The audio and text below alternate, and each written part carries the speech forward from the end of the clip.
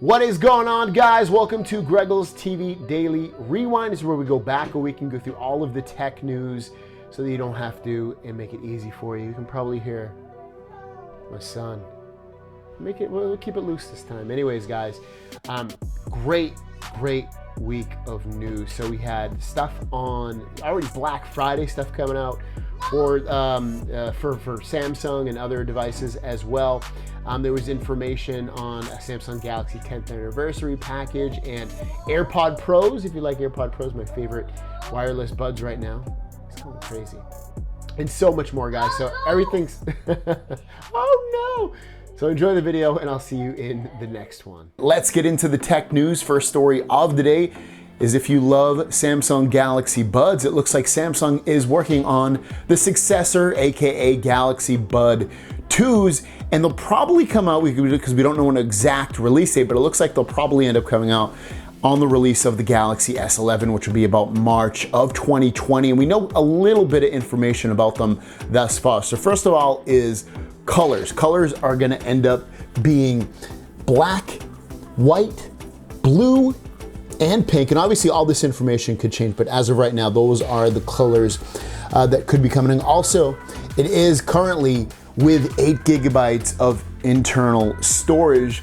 So theoretically, you could use these separate if they end up having the storage. You could use the Galaxy Bud 2s just independent of a phone and a watch and anything else, and just listen to music through the buds if they include and keep the 8 gigabytes of storage. Other than that, any other information we don't really know. We don't know the price. We don't really know any other features. You would expect, though, that they would add active noise cancellation on there to compete with the AirPod Pros and other earbuds that have these as well. You would just expect, I would expect anyway, even the bass to be a lot better, because I don't personally find the bass to be that great on the Galaxy Buds at this point. So they're still very comfortable, so you would think they would keep the comfort and all that stuff. So I would expect, double improvements on the new Galaxy Bud 2s. What do you want to see in the new Galaxy Bud 2s? Next is about the Galaxy S11. Now, this tweet comes from Ice Universe. It is certain that the whole of S11 is at the center, but it is smaller than the Note 10, by the way.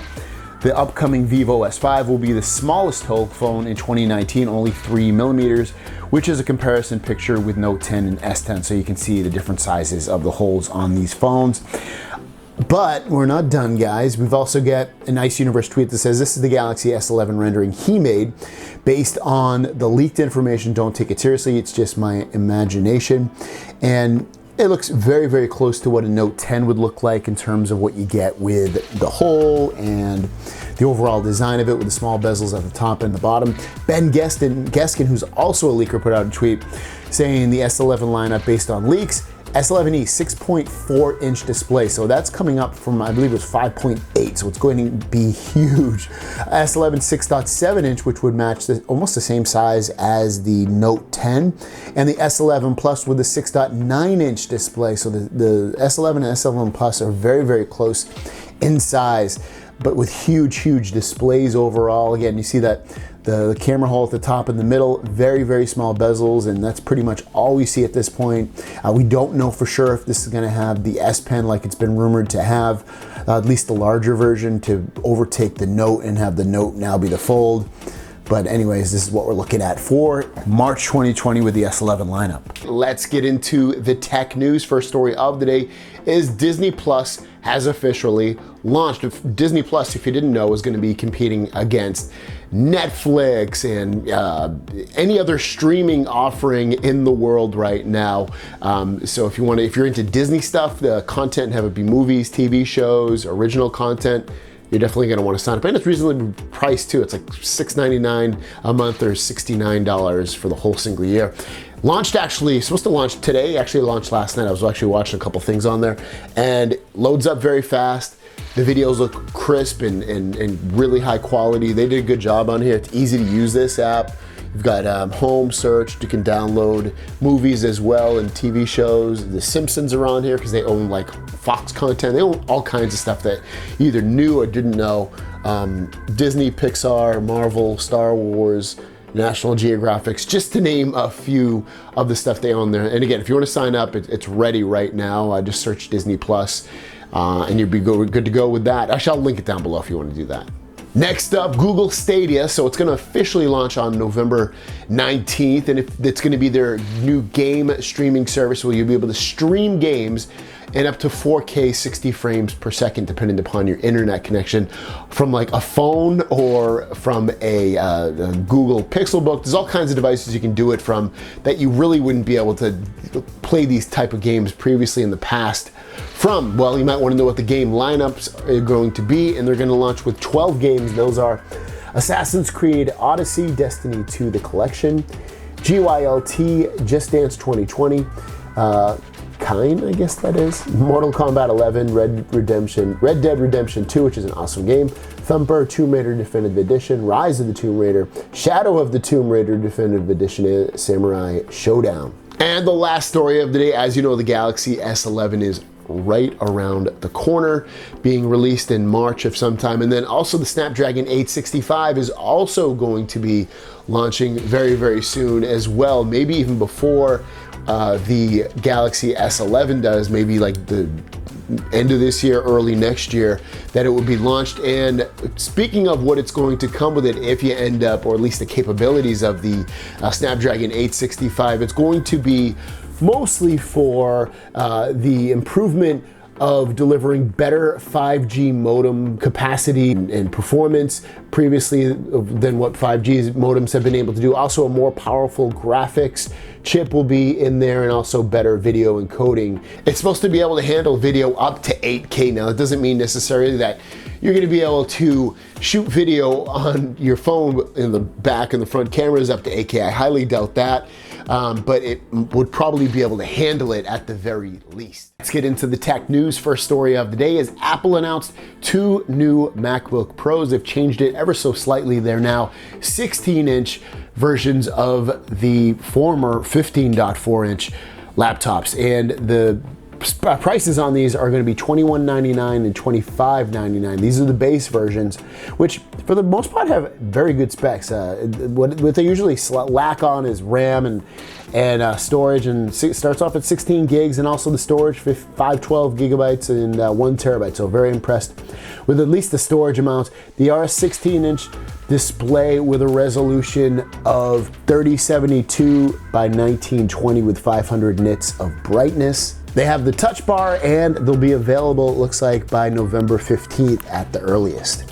And the last story of the day is about phones that are going to be coming out with 2020 and the display technology basically that they will use for the camera. And it looks like, you can see from this tweet from Ice Universe, 2020 will be the time when HID hole in display will become popular. We will see a 3mm or smaller hole appearing on the phone. Below is a comparison of the 4.5mm, which is the Note 10, 4.0, 3.5, and 3.0. So if you're not a fan of holes in display where the camera goes, 2020 is not going to be a good year for you. You can see the 4.5, I mean, it was small already, I felt like, on the Note 10, and I mean, if you get it down to 3.0, it's almost microscopic at that point.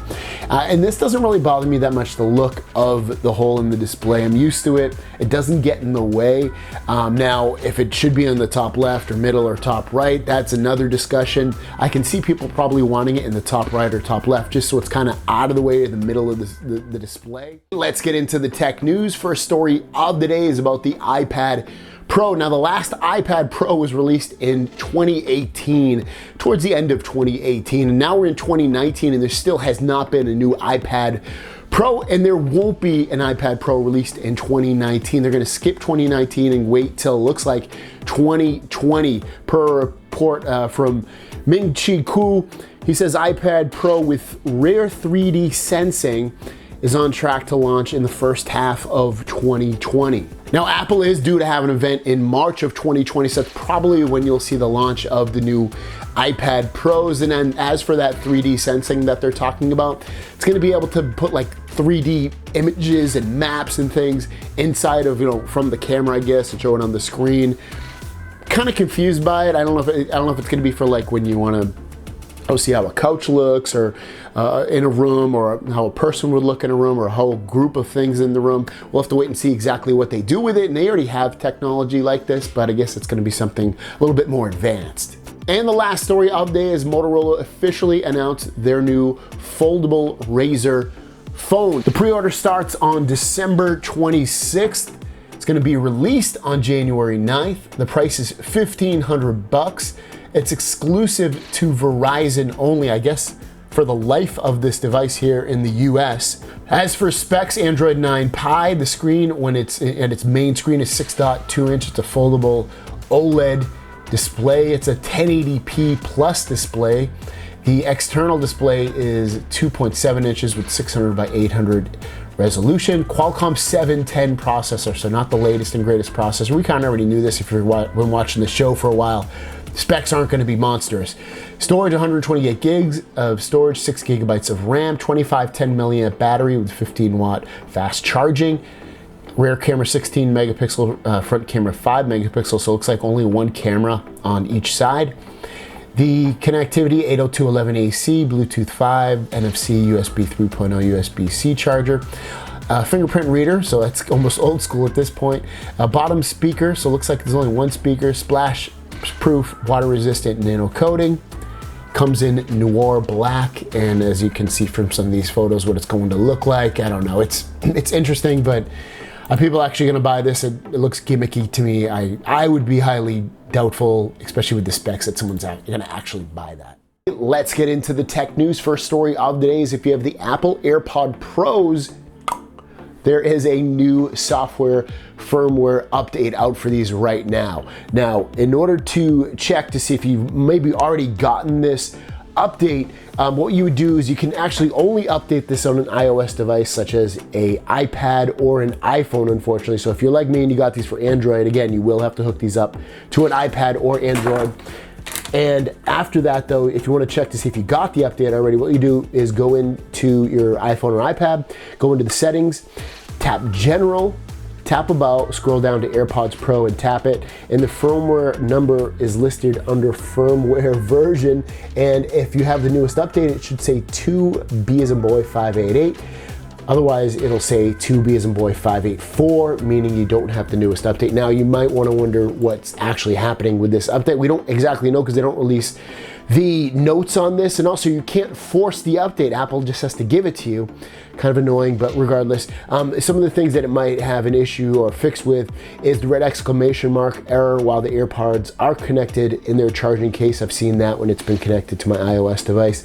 Failure to switch between different modes such as transparency, noise cancellation, and off on the Mac, and also a slight delay in audio in certain places such as YouTube. Again, we're not sure if it fixes these, but we're pretty sure it probably will. Next up, if you're a Gaaxy fan, I'm talking about Samsung Galaxy fan, they have a 10th anniversary gift package that they're going to be selling in select markets. And as you can see right here, it is a pretty nice package to say the least. So first of all, you're gonna get the Galaxy Watch Active smartwatch on there. This is the second version, so it's the newest version that you'll get. You'll also get a Galaxy Note 10 Plus. And then you'll also get the Galaxy Buds. So there are three other best devices that you can get right now, but that's not it. You also get a Galaxy Note 10 silicone cover, a case aka. You also get 2 additional watch straps as well in here. Now, price and availability and release date, it's not fully known everywhere, but it looks like I was reading some of the comments and someone in the Philippines can order this, and they were saying it's going to cost roughly, and this is translated into American dollars, about $1,600 in American dollars. So if this ends up getting released in here and you can buy this package, I don't know if you'll end up saving a lot of money, probably not a ton of money, but you'll save just a little bit, and you'll get a nice little package at the same point. And then speaking of Samsung devices, their Black Friday deals are going on right now. So if you want to get a phone, they've got some deals with the trade-in offers up to $600 on some of the trade-ins, and then also some nice Sprint offers, save $200 and more in a Samsung credit when you buy a 512 or larger S10. All kinds of deals on the phones. Also, the tablets and wearables have some nice deals. Save $200 on a Tab S4 or $250 on a Tab S5e, or get $100 in credit. If you get the Tab S6, you can activate with certain carriers and get credits. And then, these are available right now. Let's get into the tech news. First story of the day is a deal. Obviously, Black Friday is right around the corner here in the US, which is the biggest sale day of the year here in America.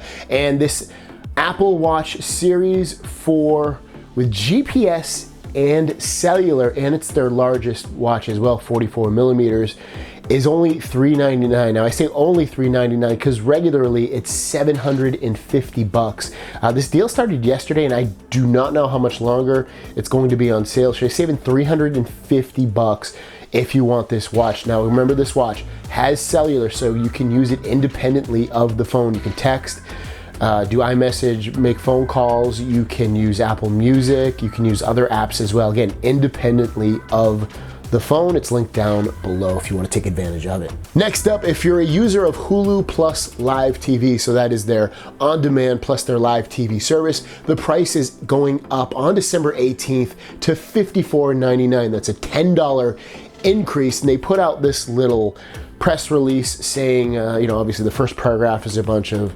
what you're gonna get, them telling you how much value you're getting for your money, and then the second paragraph is where they get into the meat of what's going on, saying that they're letting their customers know that the monthly base price is going up to $54.99 beginning December 18th, and that it reflects the substantial value of having Hulu and Live TV, and then they kind of tell you that you can downgrade your service if you want and save a little bit of money. But I really feel like these live TV services are going to go on their way out. They're almost as expensive, actually they probably are at this point, to just getting traditional cable, because a lot of those traditional cables still give you live TV sign-ins for these apps, so you can even do it on your phone. Like, I know I use my dad has traditional cable. I use his login to watch like TNT, to watch wrestling and other apps as well.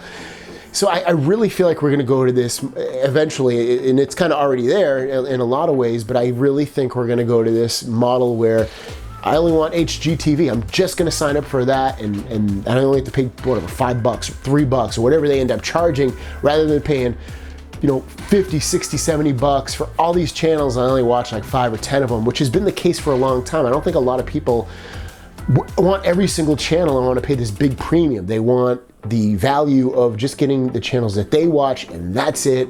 And we'll see what happens. I really think that Apple TV, because they have their Apple TV Plus service, I think, and the way they integrate it, I really think they're going to be like, oh, you just want these channels here, subscribe right here, and you don't have to pay that much more.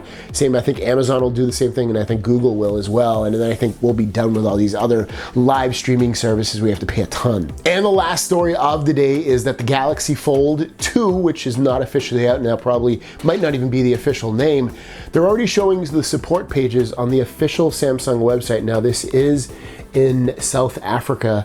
SM-F700F is the model number for the Fold phone, the next version of the Fold phone. And we don't get anything on here in terms of, oh, these are the specs, this is how to use it. It literally just has the model number on here, and then, just basic contact information. But other than that, that's a good sign that we're definitely going to see the next Fold device, which again is not that big of a surprise. Let's get into the tech news. First story of the day is about, and actually all these stories are about the Galaxy S11, and a lot of these stories are about the camera, and this is some really huge breaking news with this stuff. It all comes from XDA, and I'll link everything down below if you want to read all the articles.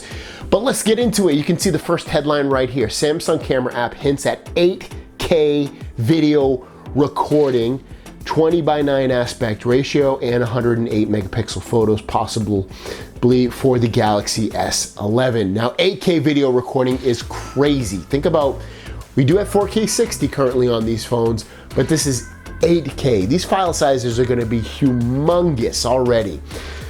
I can't even imagine. They're going to need a lot of storage. I mean, they already give you a lot of storage, but hopefully 1 terabyte is going to be coming back as an option for these phones, because they skipped it with the Note line and they did have it with the S line, but this is going to be huge, huge, huge. 8K, 30 frames per second. Doesn't look like 60 will be in there. Also, I don't know if they'll end up having stabilization on the 8K, same way as they don't have 4K stabilization on the phones right now for Samsung. I would expect 4K stabilization to come with the S11, but again, I don't think they'll have it for the 8K line.